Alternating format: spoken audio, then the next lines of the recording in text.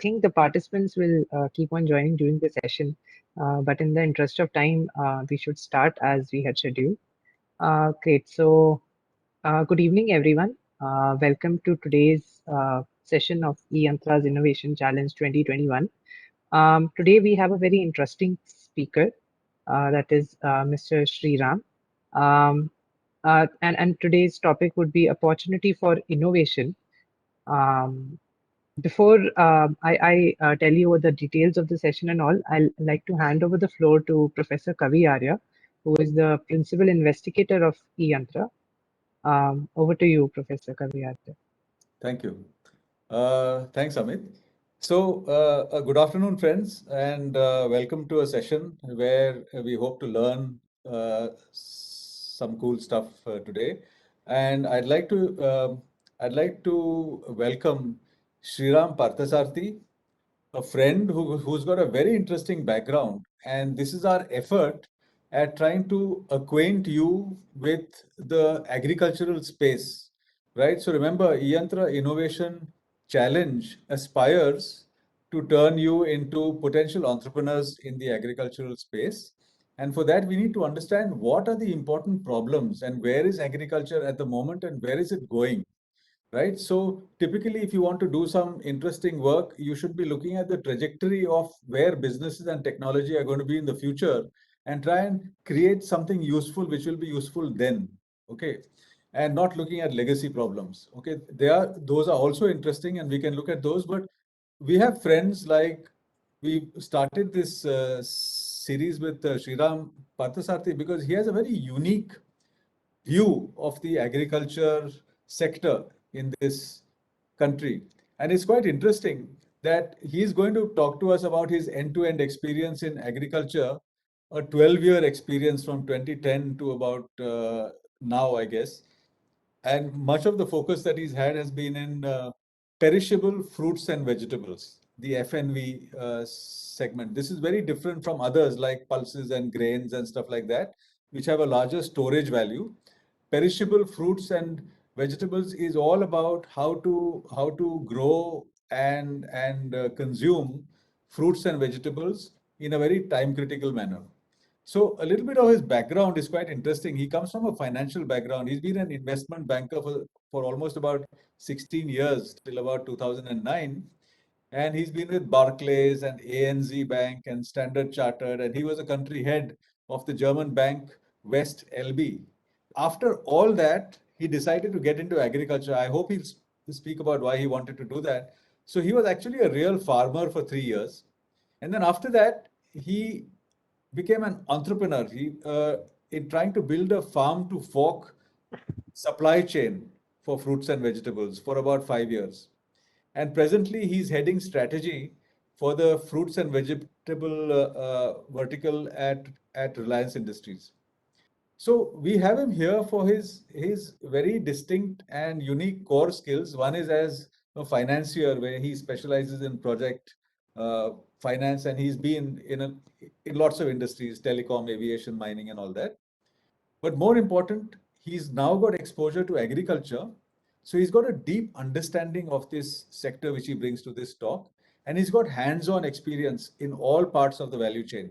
So without much ado, I'd like to welcome Sriram Parthasarthi to share his gyan about agriculture in India, where it is and where it's going to be going in the future, and what kind of stuff is actually needed by this industry, which our community here can help build.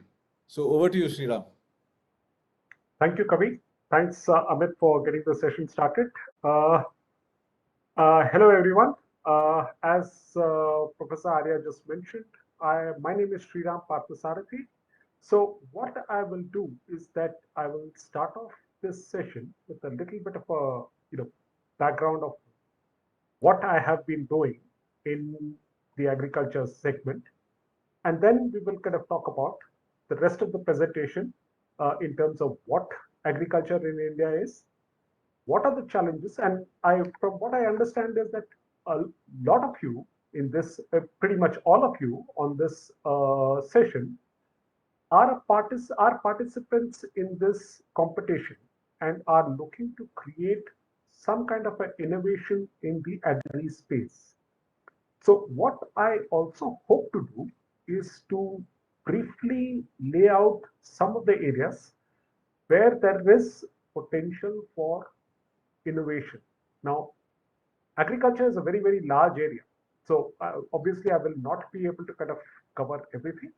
But the idea is that I will give all of you an indication of which are the areas, get your thought process moving along those areas, and then leave it to you to take it forward from there. Okay. So let me kind of get the presentation going right away. Let me share the screen, and here we go. Okay.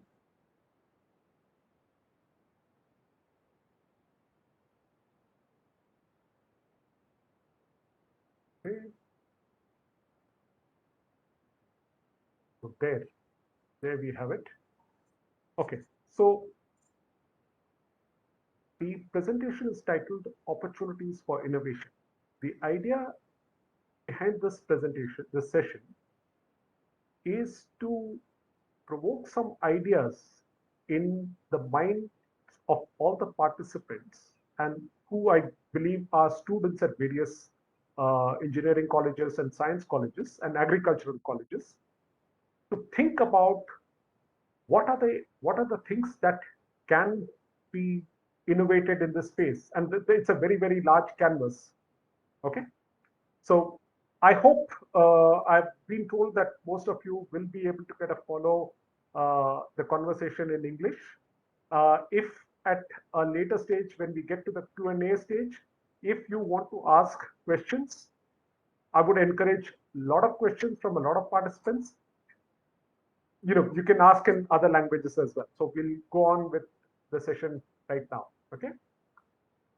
So this is a little bit about what my background is. As Professor Arya mentioned, that I started off as an investment banker, was in this for 16 years, and then I decided to switch to agriculture. Now, when I decided to kind of make the switch to agriculture, uh, the uh, the reason why I decided to make a switch was that I wanted to kind of do something as an entrepreneur. I also wanted to kind of be an innovator like all of you here. And the reason I chose agriculture is that it is a very, very large sector of the economy. So it is anywhere between 18 to 20% of the economy, which means that it should be about $500 billion worth of it.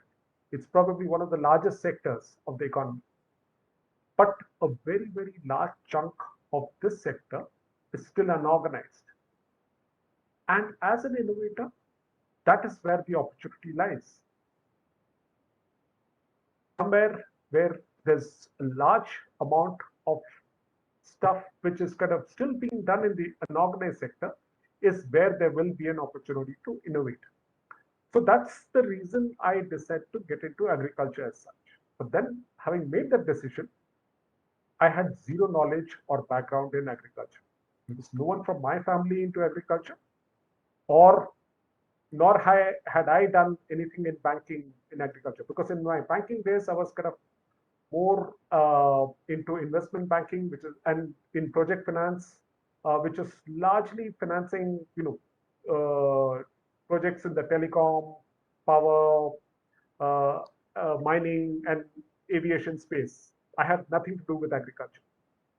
So I decided the best way to learn about agriculture was to do some amount of hands-on farming. Because, I think you all know that, no matter what we say, I know all of you are from various colleges and you may have some of the faculty also there, but we all know that education in India is kind of very, very rigid and doesn't really impart a lot of practical knowledge, which is what I was after. So I said the best way to kind of get that knowledge is to do hands-on farming. And therefore, I kind of tied up with people who had large tracts of land, took that land on lease, and started farming. The objective of the farming experience was to understand how this whole sector works, what are the challenges and where are the opportunities in this entire value chain. The other thing I did was that when I started farming, as I again, agriculture is two different distinct verticals. One is the food grains, the other is the perishable fruits and vegetables. Now, fruits and vegetables, because it's perishable, is also the more challenging segment and therefore has more inefficiencies built into this. So that's the reason why I chose to work in the fruits and vegetable space, because that afforded a greater opportunity to innovate.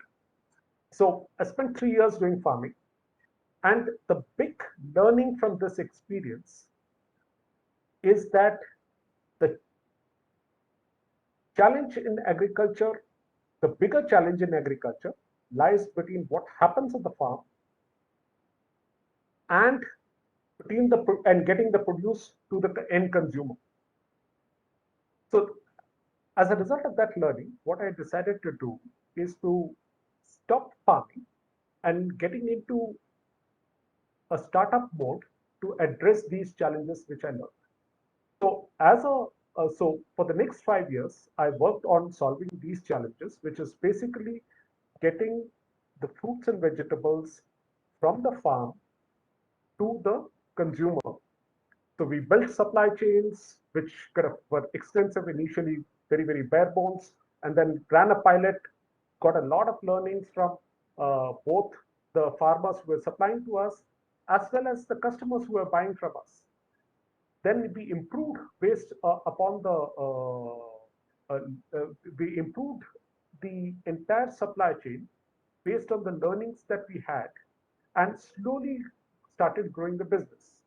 What we were doing was essentially getting fruits and vegetables from the farms, uh, largely near Pune. So I'm based in Pune, and we started this supply chain in Pune. So we were getting it from farms which are located around 100 kilometers from Pune. We would sort, pack under a brand, and then get it to Pune and distribute it in Pune across multiple formats. We were both doing online as well as offline. This I did for 5 years. And then of late, in the recent past, which is just before the COVID lockdown, etc., started, I joined the Reliance Group to head up the strategy unit for fruits and vegetables. So that, in a nutshell, is my background. Now, let's move into what the agriculture sector offers to. So here's first, let me start with a quick snapshot of the sector as such, right? Okay, here's now as you can see, this is the green part here, and here is what is the agricultural land availability globally. And so what you can see is that India has one of the largest chunks of agricultural land available globally. Number one is, of course, the USA, which is here. India is second, right? Of course, this is Russia and a couple of other countries. China is here. But the unique thing about this is that the equator runs somewhere here, and the tropics run around here. But what you would see is that being closer to the equator, India is probably the area where we have the best climate for agriculture. In countries like this and this, in the winter months, there is very limited agriculture that you can do. But in India, we have a natural advantage that we can do agriculture 365 days a year. On top of that, we have a very large domestic market of close to 1.4 billion people.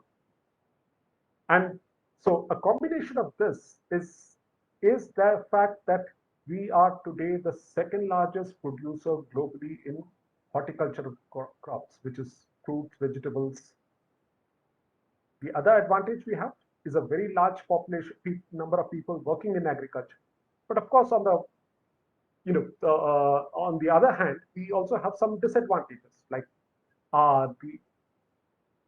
we have farmers with very small farm holdings, which are kind of typically about 1-2 acres at the most. Whereas in rest of the world, in US and in other these parts, you have farmlands or farm holdings which are kind of thousands of acres. But in India, one of the biggest problems we've been told is small land holdings. I'll come to that, why it is a problem as well as an advantage for us, right? Of course, there are various other problems and so on, but we'll get to that later. So what is it that we have as production in India? So I've kind of got it under two verticals. This is the food grains. This is horticulture. Rice. This is for 2,000 and million tons. We have total cereals. Cereals is rice, wheat. Other cereals includes bajra, jawar, ragi, etc. So all of this is 283 million tons. Fruits and vegetables is close to 300 million tons. Now, the big question, do you think that this level of production is sufficient to feed our population of 1.38 billion people in India? Right? Let's get to that. So I've got some numbers. This is a question I asked myself. I couldn't find the answer anywhere. Okay, whether this is sufficient or not. So I said, let's do some calculations to figure out. Now, here we saw that the total cereals is 283 million tons and total fruits and vegetables is 299 million tons. Okay, we start off with that. Now, in cereals is rice, wheat. This is what we eat on a daily basis, right? So out of this, some is quantity is exported, then some amount is used in animal feeds and so on, estimated at roughly around 50 million tons. So therefore, what is available for the domestic population is 233 million tons. Now, is this enough for our population? So what you do is that when you say 233 million tons, now remember, 1 ton is equal to 1,000 kilos. Okay, so this means that this is 233 million into 1,000 kilos, which makes it 233 billion kilos, right? So 233 billion kilos divided by a population of 1.38 billion divided by 365 days gives you that for each individual in this country, we have cereal availability of 462 grams. Okay.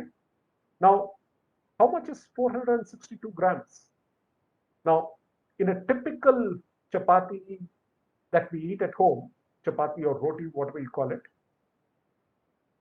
there is wheat of 30 to 35 grams worth. That means that we have enough, we grow enough wheat to feed every single person in our country 13 to 15 rotis or chapatis a day.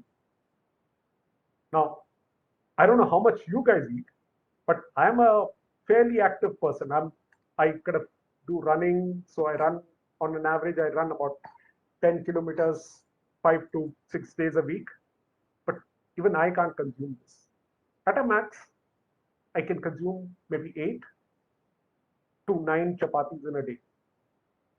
Whereas what we grow is sufficient for 32. That means we produce way more than what we consume. Similarly, for fruits and vegetables, net of wastage. Now, in fruits and vegetables, the wastage is very large, almost like 30%.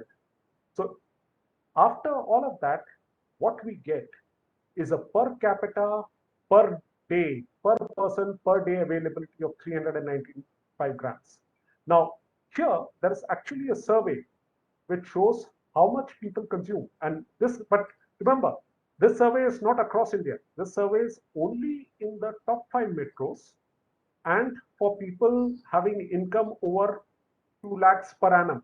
So this is the upper income groups, the top 10% maybe. And for them, the consumption is only 280 grams. So even here, we are producing more than what we require. Now, of course, in fruits and vegetables, what happens is the difference between this and this is that, sometimes you peel the fruits, there is, the outer shell and all of that. But so this difference is not as large as what we have here, right? The net conclusion from this is currently in agriculture, we are producing way more than what our population is capable of consuming. Now, at the same time, the big problem here is that we are still very, very low in the global hunger index. We rank 101 out of 116 countries in the global hunger index. That is a problem. The problem there is distribution and not of agriculture per se. Okay. So when you have excess of food grains or produce, what can you do? You can, when the supply is more, you can either increase the demand or bring down the supply. Now you cannot get people to eat more, right? Nor can you ask farmers to stop producing. Then the only option is to kind of export the produce. Now in food grains, exports are Indian food grains are not competitive. The reason being the cost of producing food grains is much higher than globally because of our small farm sizes and lack of mechanization. Our costs are much higher. But where we have an advantage is in horticulture. The reason we have it is because of small farm holdings and a large number of people working on horticulture requires a lot of people working in the sector for planting, for harvesting, for weeding, and all of that, right? So it is a people-intensive business, and that is where we, as India, have a huge global advantage. That is likely to be the future for agriculture in India. Okay, the opportunity is going to be in process and exports of processed fruits and vegetables.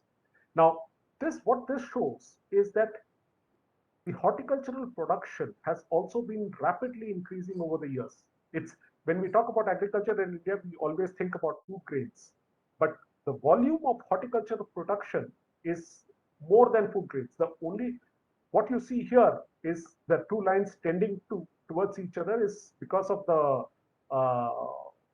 lockdown due to the pandemic. A lot of the fruits and vegetables did not get to the market, and therefore that's the reason why it's slightly lower here. But I would expect to see this growing further and further in the future years as more and more farmers move from food grains into growing horticulture. So with that as a snapshot of the agriculture sector, let's get into what are the different areas in agriculture where there is opportunity for innovation. But before we get into that, I want to share some concepts with you. This is something that a lot of you may have heard, the story of the 6 blind men and the elephant. What this tells us is that the agriculture as a sector is very, very large, right? So each one of us typically have a very limited perspective of what the sector is. So what might seem as an opportunity or a problem for us will not necessarily be the same for someone else who's in doing some other crop or in some other geography. So let me give you an example, right? So let us take farming per se. Let us assume there is a farmer in Punjab who has maybe 10 acres or 15 acres of land growing wheat. His problems and opportunities will be different from a farmer in Maharashtra, let's say near Nashik, who is growing vegetables. His challenges will be different from, let us say, a farmer in Tamil Nadu who's got a banana plantation. Another farmer, let's say in the Gangetic plains of Bihar, will have a completely different set of challenges. So the thing is that the challenges and opportunities in this sector are completely varied.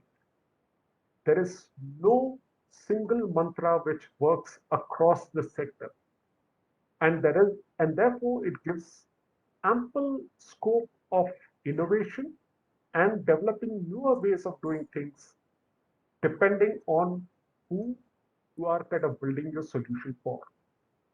So the thing is that as innovators, you should kind of keep your minds open, listen to what the people are saying, rather than kind of come with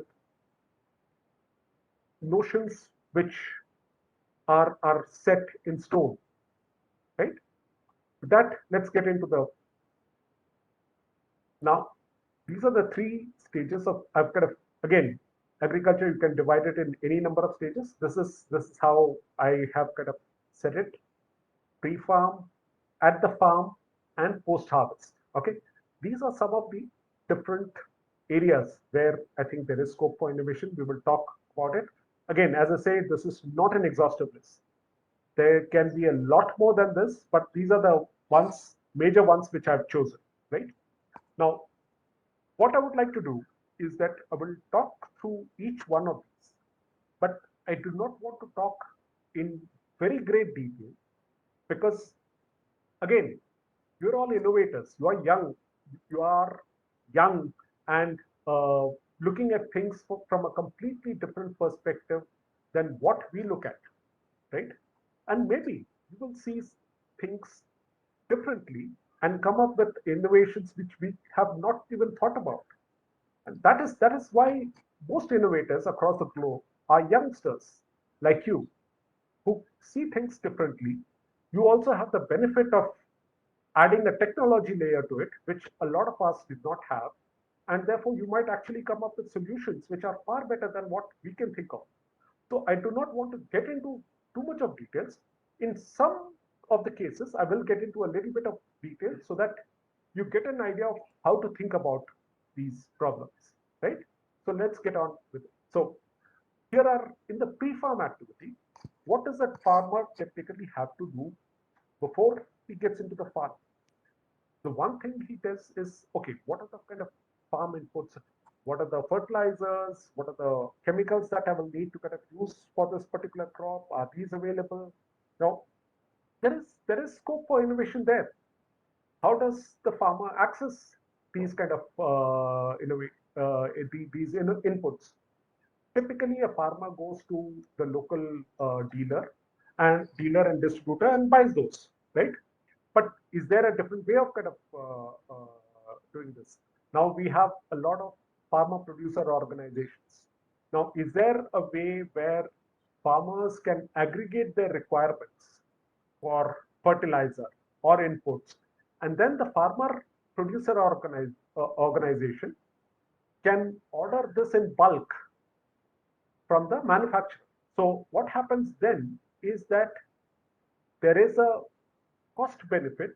You are buying in bulk, therefore you might get cheaper rates. How do you aggregate those? How do you kind of estimate what are the requirements for the various farmers, and how do you aggregate it? There is stuff to be done there, right? Farm preparation is another area. Farm preparation again depends on what kind of a crop you're growing. There is a fair amount of preparation, both using mechanical equipment as well as how you kind of create the beds, how you kind of plan for the let's say if there is a mulching to be done, how do you kind of so all of that also has a fairly lot of scope of innovation here. These are areas where you need to kind of speak to the local farmers in your area, and you will get an idea of where there is scope for innovation. So what I will do is the other area is crop selection. What crop should I plant this season? How do you decide that? I can always kind of, the easy option is to kind of say that whatever I've been doing all these years, I will plant that. But is that the right way of approaching it? How does the farmer decide this? Now, this is something which is kind of becoming increasingly important. Let me explain to you why. This is something that all of you are probably familiar with. That there are times where some of the commodities are in excess supply, right? Let's say I have planted tomatoes or cauliflowers, and suddenly there is a glut in the market, and I do not, as a farmer, I do not even get the cost of harvesting either the tomatoes or the cauliflowers. What should I do? How can I prevent something of this sort, right? Now, this is where technology can come in. Now, why? So let's examine why this happens. This happens when the total supply of a particular crop exceeds the demand, right? So why does it exceed the demand? Because a lot more farmers have planted that particular crop this year compared to last year, right? And why have they planted it? Let's say last year farmers got a better price in tomato. So this year, a lot more farmers have decided, let us plant tomato. And therefore, we get into an excess supply issue. It can happen with tomato, it can happen with cauliflower, onions, whatever, right? But let's take tomatoes, for example. Now, what is the solution to that? Because we have this every year, and farmers lose a lot. There's a lot of criticism of the government and so on, right? So this is happening because of the supply is greater than demand. How can we track supply? Can you kind of go to each farm and kind of take down what the farmer has planted? Very, very difficult, because India is a large country and you're talking about very, very large regions. So what is the solution for tracking supply?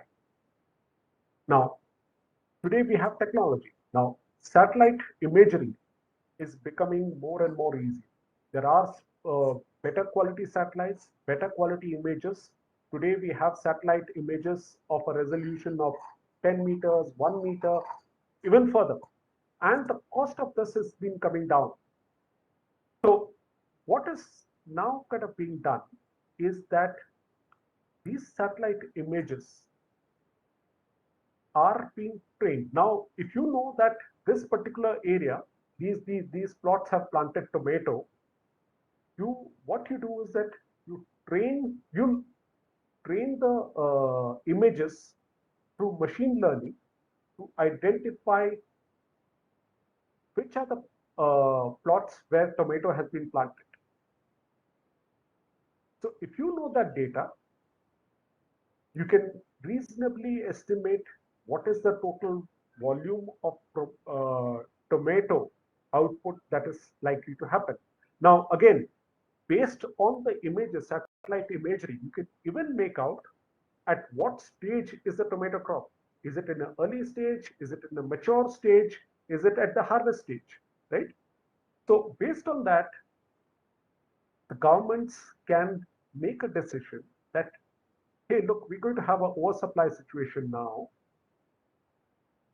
What do we need to do to prepare for that? The way they can prepare is to kind of, let's say, for example, there is going to be a surplus of tomato production in Maharashtra.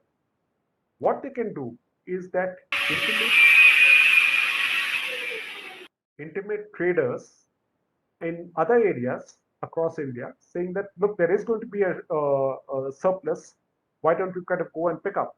Or they can kind of ask the processors to pick up. So that way, what they can do is by managing the demand supply, they can manage to kind of prevent the prices from falling to these kind of 1 rupee and 2 rupees per kilo kind of a level. So this is where technology can come in to help the farmer realize better prices. Okay, so at the next stage we have at the farm, right? What happens in farming? Now, there are a lot of areas where technology using sensors can help identify how farming can be done better. You have sensors to identify what is the nature of the soil, what are the additional chemicals that are kind of required in the soil for that particular crop. You can identify what is the whether the water is till what level of depth has the water kind of gone. So there are a lot of sensor-based technologies which can be used by farmers to improve the yield and get a better crop as such. The other area for innovation is equipment sharing, right? Now, equipment sharing is basically that every village typically will have a tractor or more than one tractor. In fact, tractors are pretty common these days. And depending, instead of each farmer then having to kind of get a tractor, these can be shared. And typically, it can either work at a village level or in FPOs. Now that FPOs are becoming more and more common, we can actually have farmer producer or organizations arranging for sharing, allowing farmers to book the equipment for use in their farms through a common app or some kind of a solution where each farmer can book the equipment and pay for it online. So equipment sharing, this can happen not only with tractors, it can happen with other equipment as well, whether it is harvesters, uh, whether it is shipping the produce to the markets. So there is a lot of possibilities here. So that's the other thing that one can think of. Harvesting. Now, harvesting, of course, we've got we have the combined harvesters for food grains, and you have a lot of the equipment which is already there. But there is still a lot more areas where technology can assist in harvesting. So the areas where I think technology, there is an immediate need for technology to assist in the harvesting is in fruits and vegetables, right?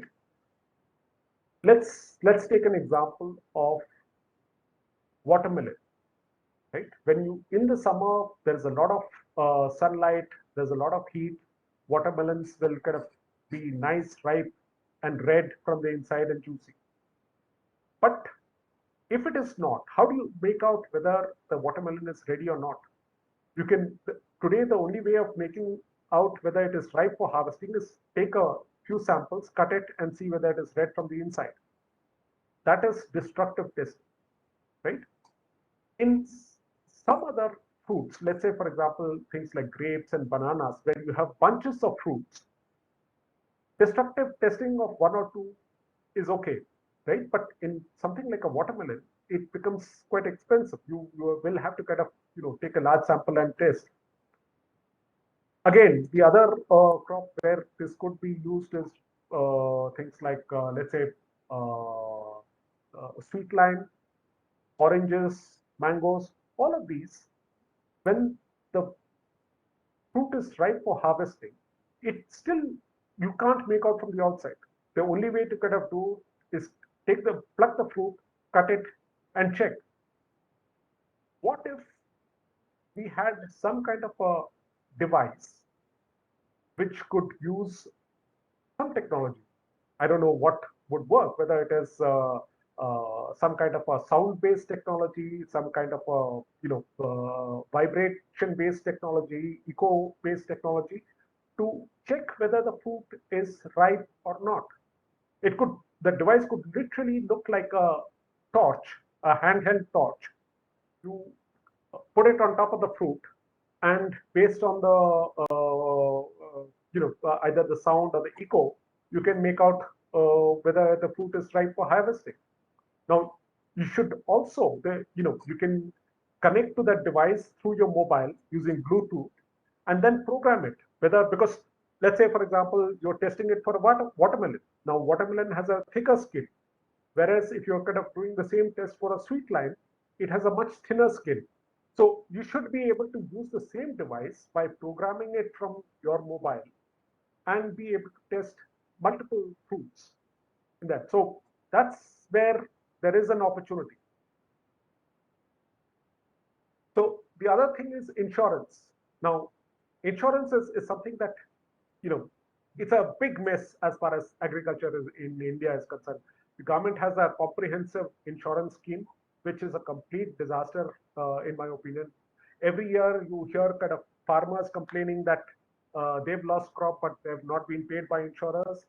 On the other hand, the insurance companies are crying that we are making a loss because it's what happens there is that there is a surveyor who goes to the plot and kind of does assessment and says that there is damage or no damage. So on one hand, the political people in that area say asking him to kind of declare that this is damaged crop. There's been crop damage. The insurance companies are pushing him to kind of say there is no damage. So it's a complete mess. But what if we could find a solution which is more, slightly different from what this kind of a comprehensive insurance is? Let's say what also happens is when there is rainfall. One is a situation where there is a complete damage of the crop. But more often than not, what happens is that if there is rain in that particular area, what would happen is that because of the rain and the change in the weather pattern, there is pest infestation. There could be pests, there could be fungal infestation. Now, in those cases, there is no complete damage. There is just the additional cost which the farmer has to incur to spray some chemicals to avoid the pest or fungal damage to that. And these chemicals increase the cost for the farmers and reduce his margin. What if we could offer the farmer an insurance just to cover this cost, right? So there could be sensors which indicate, yes, there has been rain and what is the volume of the rain in that area. And based on that, you don't even need to kind of go and survey the plot. If that particular device is indicating that there has been rain and there has been a volume of rain of a particular quantum, then the insurance company pays out. But this requires, but there are practical challenges. How do you locate those sensors? What are the things that the sensors are supposed to capture? How do you avoid the farmer spraying water on it and saying that I have had rain in this area?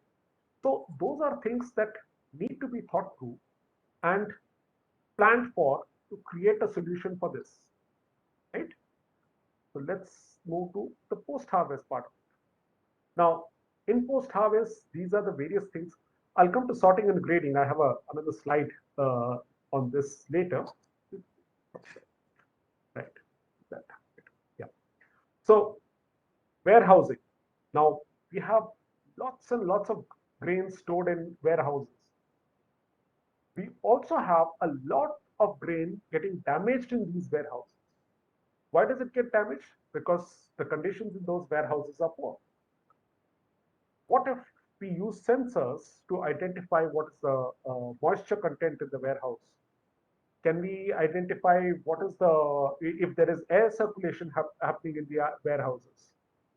Is there some other device which can identify whether the produce stored inside the bag is going bad or not? So that's the other area where there is a huge amount of scope for increase.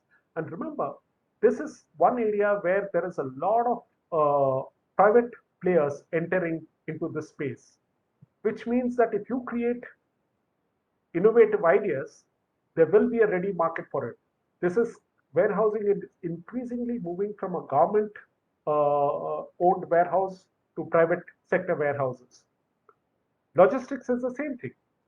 Logistics is how you move the produce, whether it is food grains or fruits and vegetables, from the farms to the markets and then finally to the consumer. There's a lot of scope for improving here. Today, people do not have an idea of where the particular produce is. With GPS tracking, there's a lot of potential for tracking that. The same with, again, in logistics is also cold chain logistics. Again, temperature, humidity, how many times the doors are being opened, all of those provide a large opportunity here. processing. Increasingly, more and more food grains and fruits and vegetables are being processed. This is where, again, if you look at what is happening around you, you will find enough and more opportunities for innovation here. So let's quickly get into the sorting and grading part. Now, this is potato sorting. There are mechanical sorters. There is tomato sorters. But one of the big challenges here is all of these are mechanical sorters that we have currently. Is it possible to do optical sorting? Like, for example, tomato sorting. What happens is that if you're, let's say, the market that you are kind of taking the tomatoes to is very close to where the farms are, then you want to harvest it ripe. But what if you are sending tomatoes up to another state, which is, say, 1,500 kilometers from where it is being grown? Then you want to kind of harvest the tomatoes slightly green. Can you then, so the same farm, you will be getting some tomatoes which are slightly green and some which are red. That cannot be sorted using a mechanical sorter. For that, you need optical sorting. That, again, is a large area. Similarly, we currently do not have a very good technology for sorting onions. What happens in the sorter, these mechanical sorters, is when you sort onions, either there is damage to the outer skin or the outer skin starts peeling off, which reduces the value. So that's another area which has got a big opportunity. There's also opportunity for sorting other vegetables. Now, here you see that this image, you see chilies of all shapes and sizes. There are straight ones, there are curved ones. Whereas typically the organized retail, what you would find is that people buy packaged chilies, which are typically uniform in size and shape. You don't have too many curved chilies and all of that. The same works for exports as well.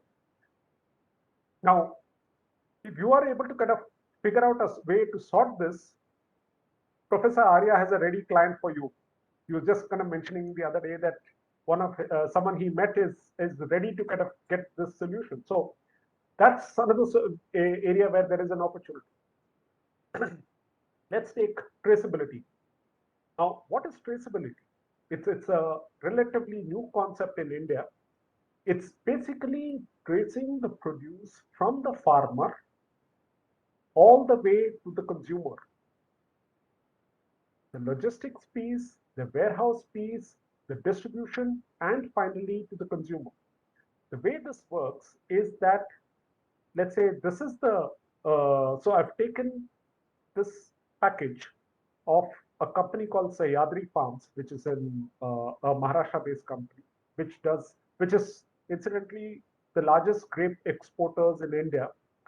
They use these QR codes for exported grapes and now have started using this for domestic produce also. Now, this is the QR code you see on this. Now, I'm going to do this, and I would kind of suggest that a lot of you, if you have the ability, you on your phones, you should use your phones to scan the QR code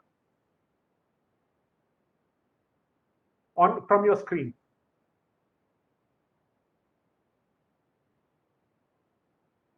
If you're able to scan the QR code, it will say curiosity.agrotrust.io.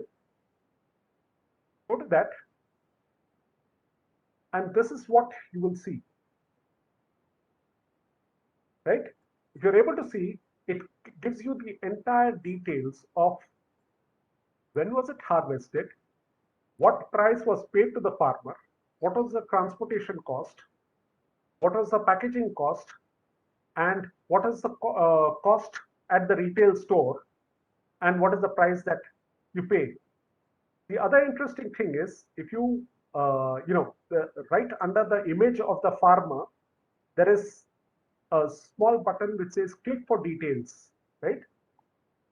If you click on this, it will even show you, it says plot location. You can click on that and also see where the farmer's plot is located on Google Maps, right? This is an example of what traceability can do.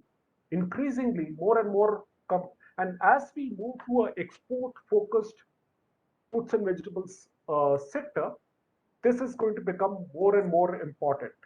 So there is a lot of opportunities. Now, this is something which has already been done, but this is being done only by a large company. There is more and more scope for innovation here. But what now with Sahyadri, what happens is that they are kind of doing the entire chain from farm to the consumer. That's why they are able to do that. But what if it is kind of going through multiple channels, right? What if the farmer is sending to the mandi and from the mandi someone else is buying and taking it? Then is that possible?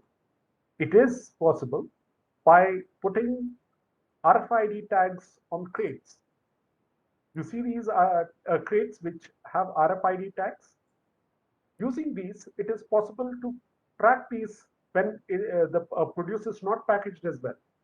So these are some of the areas where there is going to be a lot of demand as the sector becomes more and more organized, and organized players are then able to kind of use technology to give better produce, better quality, and better traceability to the consumers. So that in essence was some of the areas where which I wanted to talk about. And finally, what I wanted to kind of share with you, given that all of you are innovators, is that look, all of you have a huge advantage as youngsters who are looking at it from as a fresh perspective compared to what we are doing.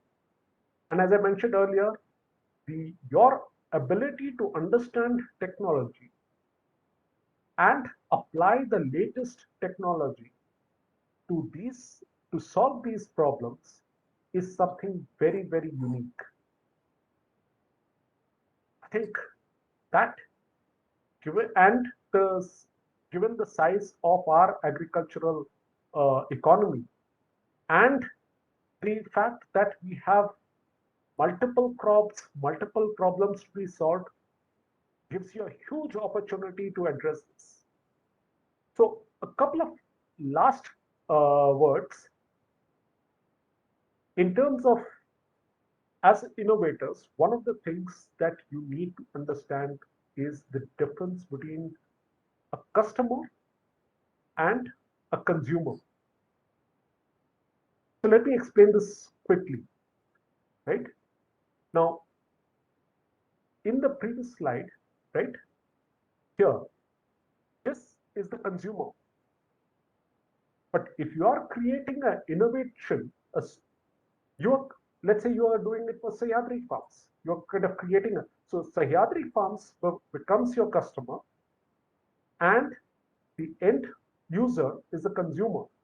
But when you are creating the innovation, you are going to create this to address the requirements of Sahyadri Farms, right? But you will also have to keep the end consumer in mind while devising the solution. The requirements of the two will be slightly different, but it's very, very important to remember who's the customer and who's the consumer. Again, as innovators, a very, very important skill for all of you is the ability to sell. Now, selling does not necessarily mean selling a product or selling your solution. Even selling your own skills, selling that you are the best innovator in this space to someone is selling. It is a very, very important skill that I would encourage all of you to develop. And I can kind of say this with confidence because when I started off my career, I was not very good at this. But one of the things that entrepreneurship has taught me is that this is probably one of the most underappreciated skills, especially for engineers. The other thing I would kind of tell everyone, ask for help. You have nothing to lose. What is the worst case that will happen if you ask someone for help? Ever in doubt, ask for help. Someone will ignore you. You have nothing to lose. But the flip side is someone actually decides to help, you can only get better than where you are. So do not hesitate. Don't be afraid of making mistakes. That is again one of the most important characteristics of an innovator. Make mistakes, learn from it, get on with it, do it again, and do it better. And finally, always be learning. Learn new things. This is something that I have done. I've, after working in banking for 16 years, I've learned, I started on the basics of farming, and I've learned a lot over the last 10 to 15 years. I would encourage you to do that. So that's it from my side. What I would love to kind of do is to hear from you about any questions, any doubts, anything that you want to ask. Okay. Again, do not hesitate. In terms of I also can understand and speak in Bengali, Tamil, Marathi. So other than English and Hindi, if you want to ask, feel free to. I will probably answer in a mix of English and whichever other language, but feel free to ask as many questions as possible. Over to you, Amit. Yeah, correct. So, as mentioned by Sriram sir, the floor is now open for Q&A. So, any questions from the participants, you are allowed to put it in the chat, or if you want to unmute your mics and video, you can do that as well. I'd like to just add to this, Amit. First of all, Sriram, thanks for an excellent talk. It's very thought-provoking. And you are talking about not only entrepreneurship, the canvas is so vast, it's about the attitude in life, right? For an engineer or anybody. And I keep saying that eYantra Innovation Challenge trains engineers how to be entrepreneurs. That training doesn't necessarily presume that you'll do a startup. I feel these skills are universal skills in whatever they do in life. They can work for a company, they can do their own stuff, but these are very core skills. And I think you've sketched out the different dimensions of problems so beautifully. I'm going to be watching this recording, I think, one or two times in order to let things sink in and to also inspire me to think more about these things. So we are starting to get some questions here. Guys, there are no silly questions, so don't hold back. There could be silly answers, as I always say. Questions are never silly, right? So please ask. So we have one. So Amit, why don't you track Sure. these and pronounce them? Yeah, sure. So, the first question is from Kishore, and his question is that which is good to be a customer or a consumer for making profit? So, Kishore, would you like to elaborate on this? Because I feel if you ask the question to Sriram sir directly, that would be better. This is Kishore Jha. Are you there? I think what he means is, should you pitch a product to a customer or to a consumer? Which So is better? okay, so let's address that.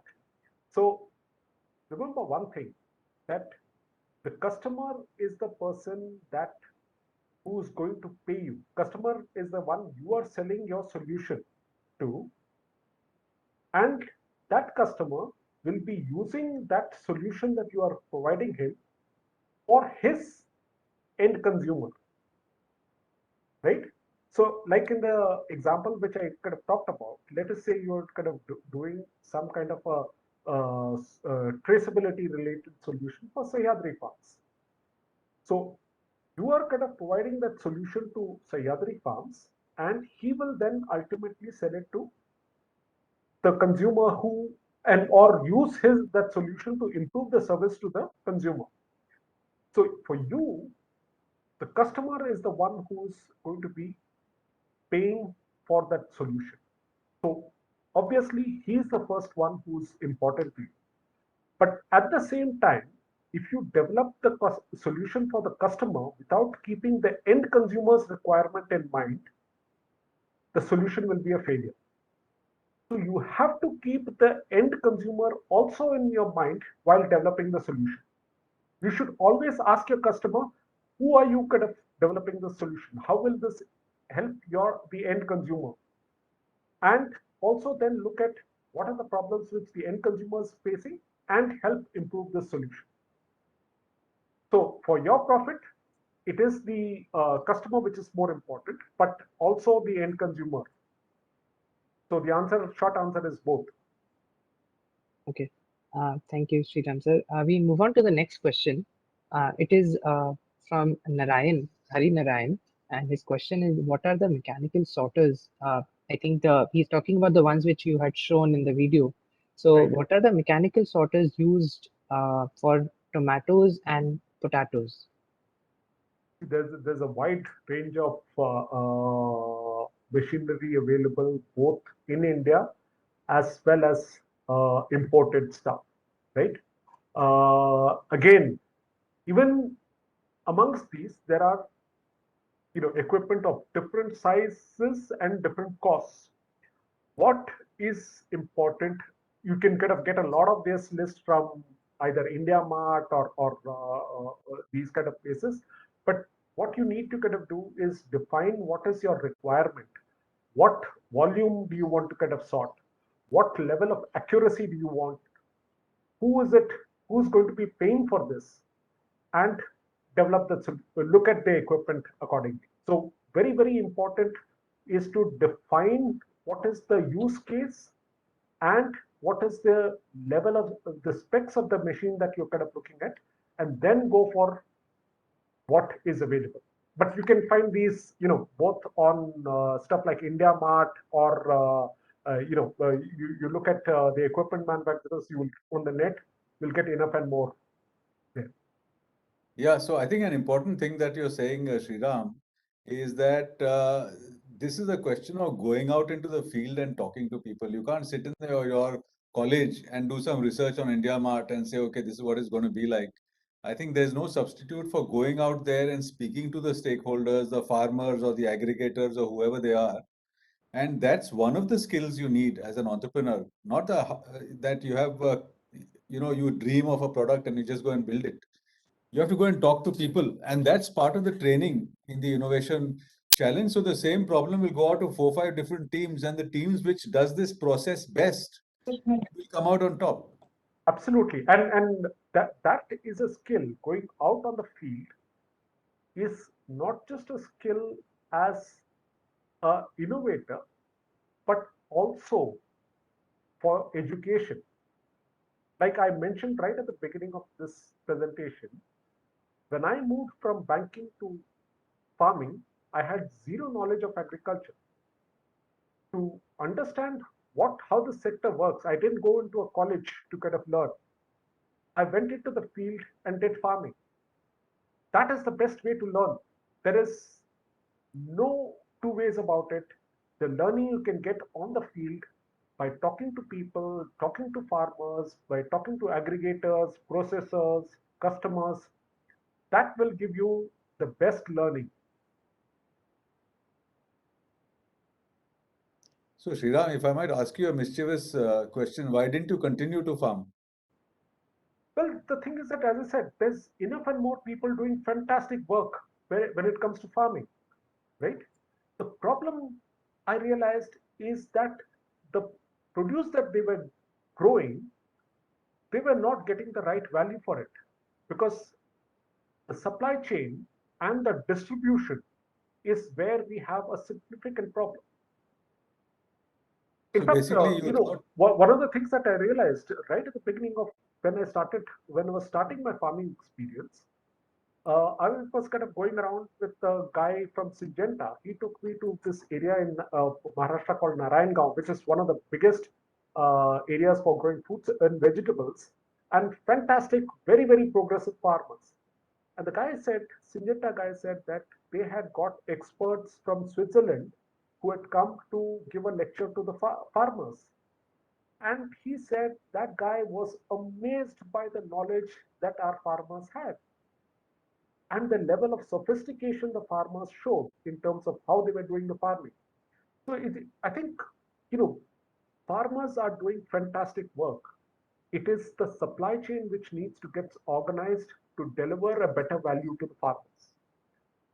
So that's the reason why I kind of decided to move into that space and use whatever skills I had, both in terms of financial skills as well as supply chain and marketing, to build on that space. So basically, you can add more value in that space rather than Absolutely. just in farming. Okay. Amit, more questions? Yes, yeah.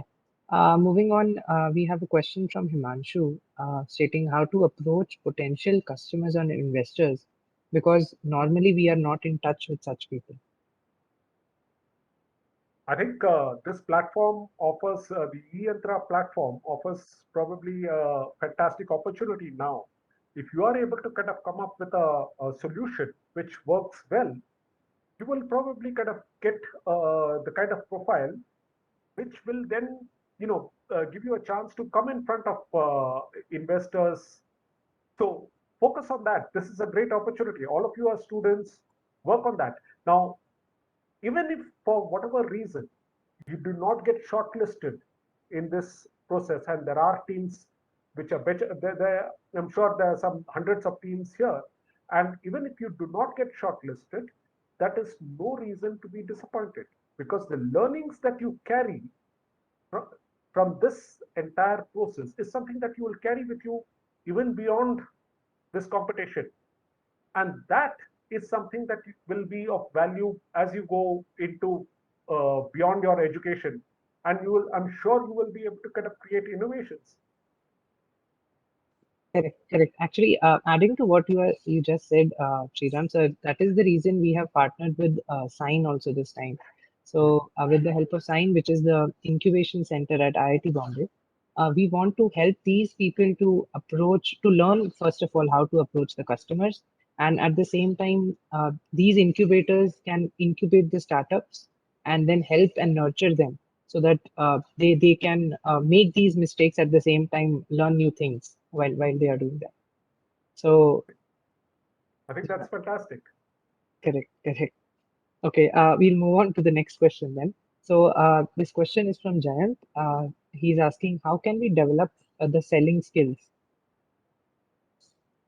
Practice. There's no other way. You will have enough and more courses, or you can find on internet. You will kind of come across podcasts. You can come across YouTube videos, but there is nothing like practice. Practice your selling skills, whatever you kind of doing, whether it is a small thing that you've done and you're kind of explaining it to your professor, or you're explaining to your parent, or just practice in front of a mirror. It is Selling skills is not only about what you are kind of saying, but also about how your body language is. So all of that requires a fair amount of practice. So in my own case, what I would do is that, because I was kind of talking about the product which we were kind of doing, I would talk about that to every single person, whether it was a vegetable vendor, whether it was a investor. I would talk about it to everyone. That's the only way you can kind of get practice. In fact, I Correct. think selling skills, we call them communication skills. And the more you sell, the more you try to sell, the more you learn. The more you fail, the more you learn.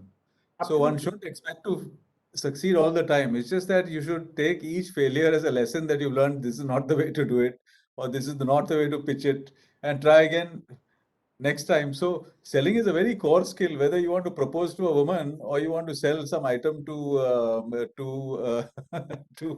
a customer, or to convince an investor to invest in you. It's all the same. It requires the same kind of instinct. Yes, Amit, go on. Okay, we'll move on to the next question from Harsh then. His question is what should be the better option to trace or to concentrate on the quality of the product?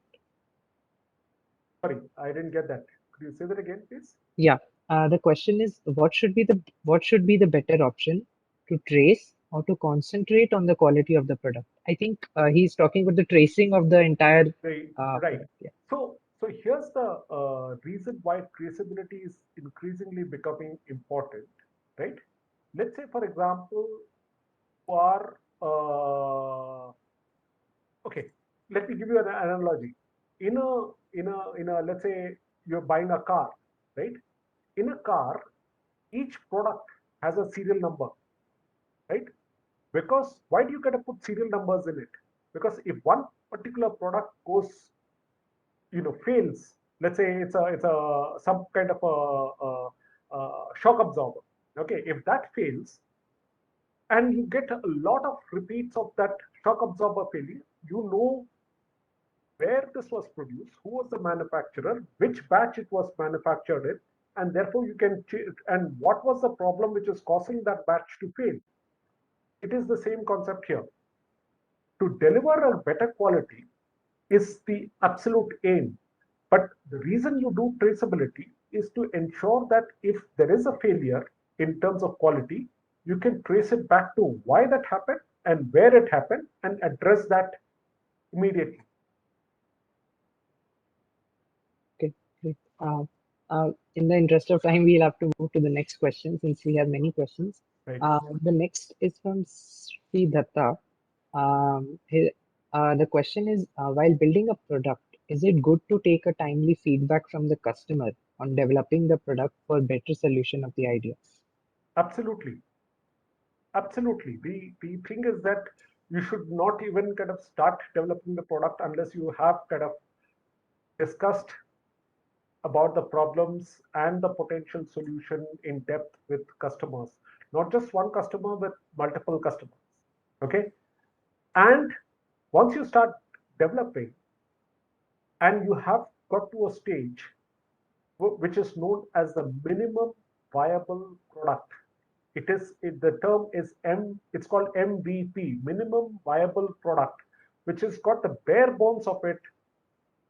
Show it to the customer, get feedback. Does it address what the problems they are looking at? Yes, there will be a lot of things which still need to be improved upon, but getting feedback and then working on them is very, very important. Otherwise, you can go on a completely wrong track. And after doing, weeks or months of work, and when you take it to the customer will completely dismiss it, and that will be more disheartening. Absolutely. So the concept of MVP is really important. I believe, as Sriram sir has mentioned it, we'll also talk about MVPs in the upcoming sessions. So you will definitely get a clarity over there. Okay, moving on to the next question from Om Sai. His question is, what part of scalability shall we consider while making the product? Start small and then slowly kind of work on the larger problem. Always kind of look at taking small steps initially and then make for the larger.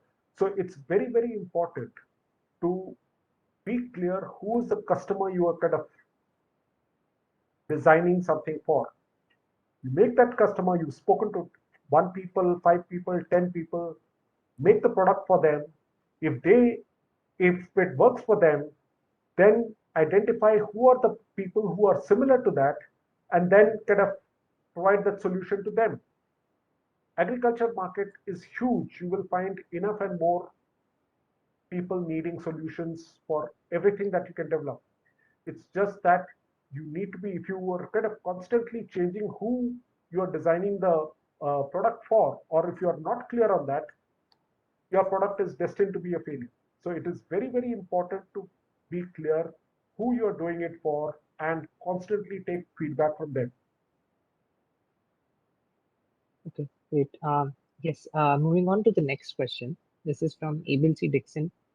His question is, how will agriculture sector evolve ahead, factoring in the climate issues like flood and irregular weather pattern, as these will discourage entering into the farming jobs? Look, as I've already kind of told you, that there are, you know, you guys are, people from the technology background. You're not entering into a farming job. India as country, we have enough and more people who are already in farming. today the big problem for us is that we need to kind of move people from farming into other areas, and that's, I think, the big job that the government needs to do. Because as I've said, we have overproduction, and that's because we have more people working in farming that there should be. But the point is that other than the farming jobs, the climate and weather related issues are going to be disruptive. But when there is disruption is when there is a need for greater innovation, right? Disruption always causes change, and that is where you need more innovation. Like, for example, pandemic has been the biggest disruptor of the last maybe 50 years, but that is also causing a huge change in the adoption of technology by all sectors.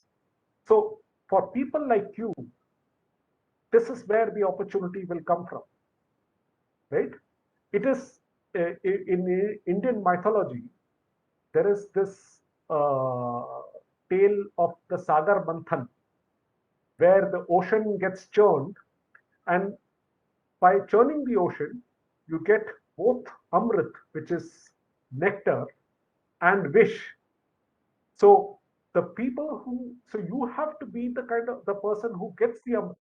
And as someone who is using technology, you will always be the person who gets to adapt to the newer life when the change happens. So be very focused, take advantage of the skills and the knowledge that you have, and go for it. Great. We move to the next question then. The next question is yes from Ajin, and the question is why no one think about collecting the farm products directly from farmers like Flipkart delivery services. It will help lots of farmers having small land. They'll get good prices. They can reduce transportation costs, etc. Well, how do you know they are not directly connected to the farmers? They probably are. All of these guys, whether it is Flipkart, Ninja Cart, Amazon, all of them are kind of currently, you know, in some ways either directly or through aggregators connected to the farmer.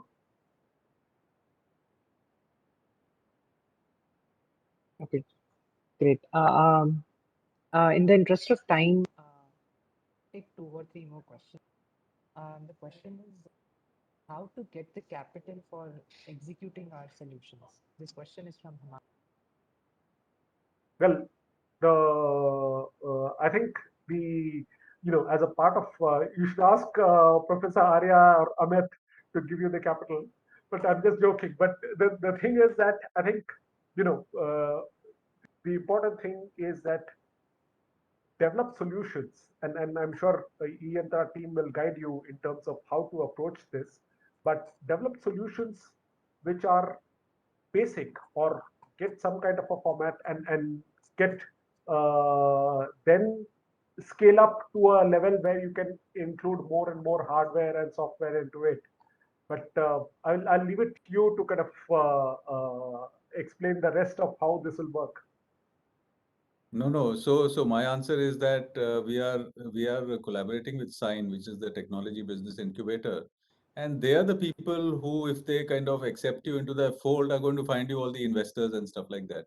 So your job is to come up with a very nice idea, find a problem that is got a huge market, and come up with an innovative solution to it, and pitch it nicely, and who knows, right? You might even get money at the end of that road, you know.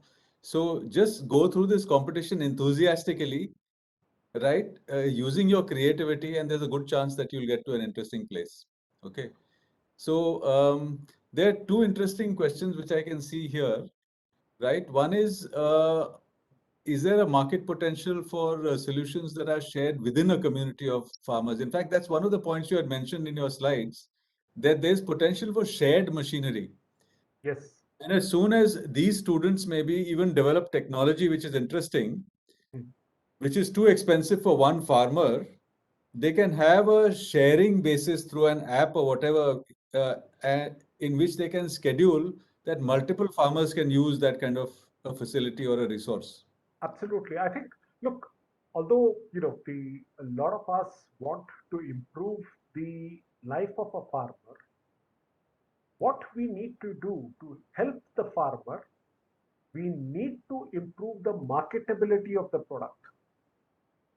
So it is counterintuitive, but what you need to do is develop solutions for larger organizations who are buying from the farmer or who are involved in the supply chain, right? Also, as innovators, if you develop solution for the farmer to use, one of the biggest challenges you will face is distribution.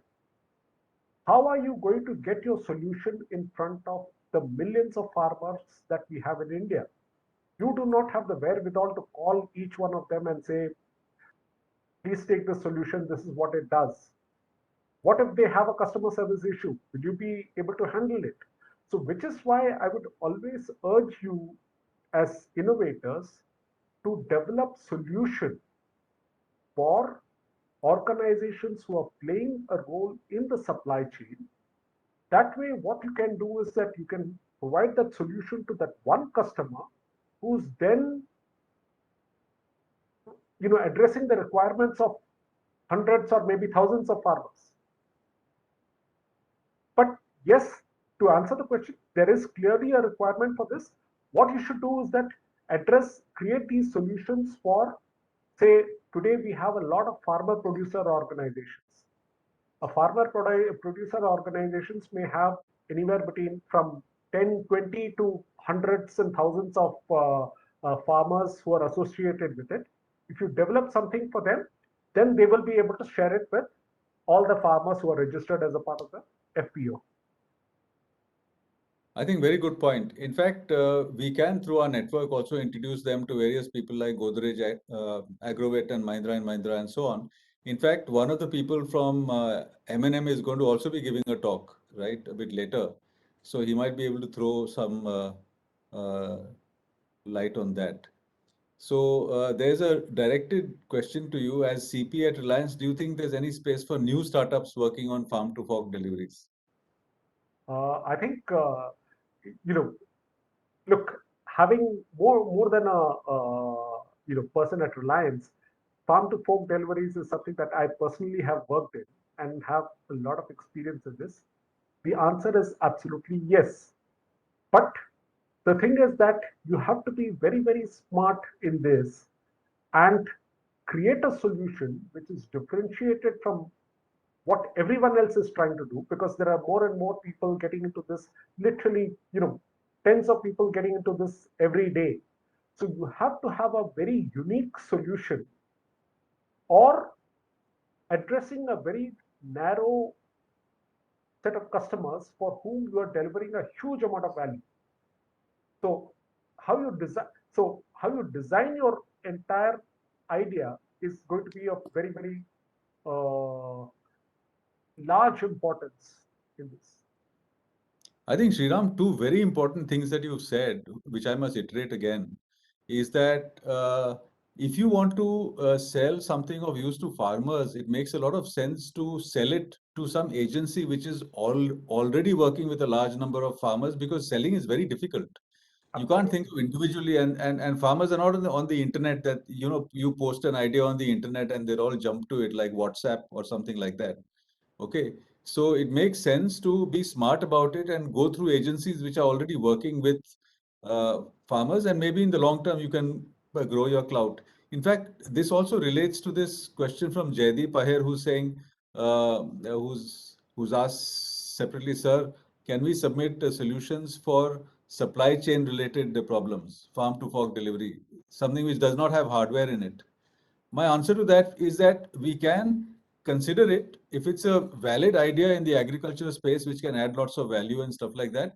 But do remember, if it's just a piece of software, then someone big can just come and just copy that or do and knock off a kind of copy to that in no time, right? So if it's a software solution, it better be really innovative with some really hardcore algorithms or something really interesting inside which nobody can copy at short notice, right? So as an entrepreneur, you want to create a kind of moat, as they say, right, around your product so that someone can't just throw money at it and copy you, True, basically, true. right? So that's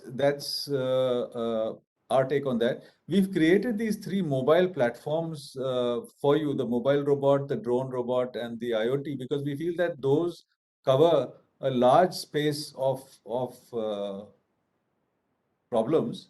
But if you do have something which is really unique, right, we can consider that also. So should we close? Yeah, yes, sir. Actually, I had replied the same to Jaideep. So I had requested him to send an email to us so that he can explain the problem in detail and then we can have a look at it. Okay. So, yes, since we are out of questions and I hope we have answered all the questions this time, I think we can end the session then. So, Kavi sir or Sriram sir, any last words that you'd like to add? Well, all I'd like to do is I'd like to thank Sriram for having spent his time with us. In fact, from the very beginning, he said, "Now, if you have any problem, ask somebody." I had a problem in the sense that we wanted to get people from agriculture talk to us. I couldn't have thought of a better person than Sriram, because not only was he very generous with his time, he's shown the commitment to helping our kids also. That's more important, and he's introduced us to other farmers who will get here to speak to you. So I think we owe him a big debt of gratitude here, and I hope that you'll be along with us in the journey in answering questions that might come up and giving your guidance to these teams which will be working. So happy to help, and I want more and more people to kind of get into the sector. There is a huge potential in this sector, the way we are kind of going ahead, and most importantly, we owe it to the farmers in our country to help them by innovating the supply chain and the various other problems that we kind of talked about, so that they can realize a better value for their produce. And I think, I'm very happy that there are so many youngsters who are kind of looking at this as an opportunity to kind of come up with innovations. And I wish them all the best. Wonderful. So this is a great opportunity to not only help the farmers, but to learn a lot of skills in the process. And whatever we do in this space is really going to help the country also come up. So we've got huge hopes from our young teams here. And I'd like to also thank the team which is behind the scenes and bringing all this work to you. First of all, Amit Kumar here, who's leading the charge at EYIC. I think Lohit is also here. So Amit, Yes. maybe you can Yeah, call up the others and just introduce them to sure. So in this session, only Lohit sir and I am there from the EYC team. But yeah, in the upcoming sessions, I'll definitely introduce everyone. Okay, great. Thank you. Yeah. This has been an excellent session, and we hope to sort of inspire a lot of young people through this. You have a lot of appreciations already appearing on the screen. Thank you very much. Thank you. Right? Thank Thank you. you. Thank you, Thank you everyone everyone. for joining today. Thank you. Good Good evening. day. Evening and Bye Jai Hind. bye. Bye.